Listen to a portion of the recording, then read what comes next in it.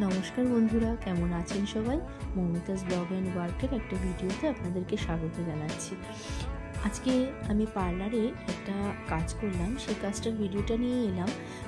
এর আগেও আমার অনেক ভিডিও শ্যুট করা হয়ে গেছে, কিন্তু সেগুলো আমার এডিট করা হয়নি বলে পোস্ট করতে পারিনি। কিন্তু আজকের এই ভিডিওটা আমি আমার খুবই ইচ্ছা হলো খুব তাড়াতাড়ি আপনাদের সামনে এটা তুলে ধরার। কারণ হচ্ছে এটা খুব ইজি ওয়েতে, যে কোনো কিছু জানে না, যে কোনো হেয়ার কাট করতে পারে না, বা যে হয়তো কোনোদিনও কাছেই ধরেনি, সেও এই হেয়ার কাটটা করতে পারবে। সেটা কি? সেটা হচ্ছে বাটারফ্লাই হেয়ার কাট। প্রথমে দেখুন, আমার ক্লায়েন্টের যে হেয়ারটা আছে সেই হেয়ারটা খুব যে বড় তা নয়, মোটামুটি একটু বড় আছে।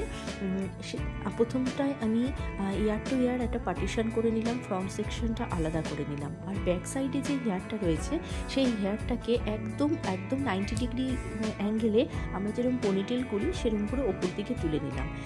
ক্লায়েন্টের ডিমান্ড অনুযায়ী হেয়ারটা যদি ধরুন মনে করুন ক্লায়েন্ট বলল 2 ইঞ্চি ছোটো করতে, তাহলে সেটা 1 ইঞ্চি কাটতে হবে। কেন ছোটো, তার থেকেও কম কাটতে হবে? কারণ যখন আমাদের হেয়ারটাকে নিচের দিকে ছাড়বো তখন কিছুটা অগোছালো এবং কিছুটা ছোট বড় হেয়ার বেরিয়ে যায়। সেটাকে শেপ করতে গেলে অনেক সময় আরও 2 ইঞ্চি বা 1 ইঞ্চি কাটিং করতে হয়। তা যদি ক্লায়েন্টের ডিমান্ড থাকে 2 ইঞ্চি ছোটো করবে, তাহলে ওপর থেকে যদি আমরা প্রথমেই 2 ইঞ্চি ছোটো করে নিই, তারপরে যখন আবার হেয়ারটাকে ছেড়ে দিয়ে যখন নিচের দিকে আবার হেয়ারটাকে আমরা শেপ দেবো, সেই শেপ দিতে গেলে দেখা যায় তখনও আমাদের 1-2 ইঞ্চি আবার কাটিং করতে হবে। তাহলে ক্লায়েন্টের যে ডিমান্ড, সেই ডিমান্ডের থেকেও বেশি হেয়ার কাট হয়ে যাবে। তাই জন্য আমি সবাইকেই বলি এটা, যে প্রথমেই পুরোটা ক্লায়েন্ট যা ডিমান্ড করছে সেই অনুযায়ী কেটে দেবে না।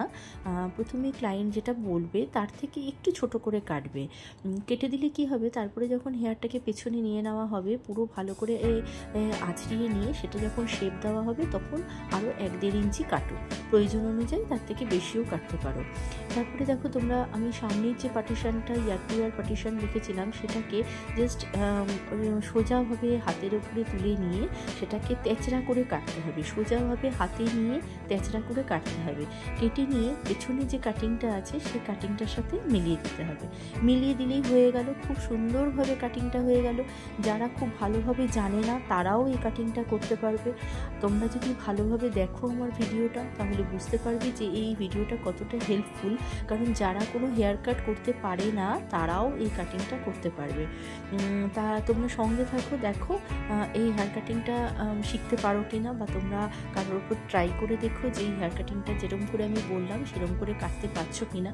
যদি কোনো প্রবলেম হয় তাহলে আমাকে অবশ্যই কমেন্ট সেকশানে জানিও। আমি তোমাদের কোনো প্রবলেম যদি হয়ে থাকে সেটা আমি সলভ করার চেষ্টা করব, রিপ্লাই দেওয়ার চেষ্টা করব।